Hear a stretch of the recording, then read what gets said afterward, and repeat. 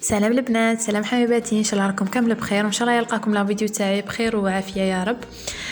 جيتكم حبيباتي فيديو جديد. فيديو تاعنا اليوم راح نشارك معكم عيد ميلاد. كما على بالكم انا دائما نشارك معكم غير اللحظات الجميله، الافراح والمناسبات والى غير ذلك.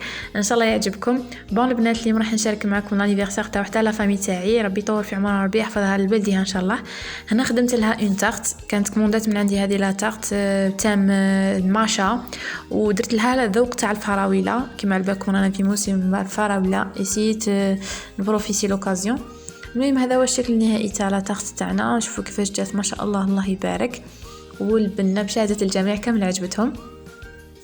اذا راكم انتريسي ما عليكم الا تخلوا لي التعليقات تحت، راح نعاود لكم ان شاء الله الوصفه ونديرها لكم بالتفصيل.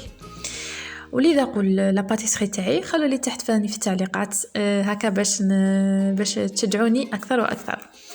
بون البنات، كيما على بالكم كيما قلت لكم في لا فيديو، اليوم راح نديروا لانيفرسير ومش راح نديروها في الدار. بون البنات اللي تبغي دير اي انيفرسير اللي ساكنه في ولايه تلف بيان سور، تبغي يبغوا يبدلوا الجو هكا يديروا لانيفرسير تكون اون فامي وفي بلاصه مليحه، ننصحكم تروحوا للبارك تاع الرادار. معروف هو حديقه تاع خاصه بلا فامي. برك لازم تروحوا من الحشيه. كيما على بالكم ولايه تلف دائما سخانه فيها، تروحوا مع الحشيه هكا في برد الحال وديروها اون فامي.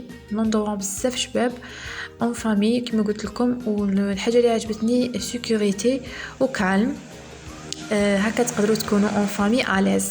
ننصحكم تروحوا ليه.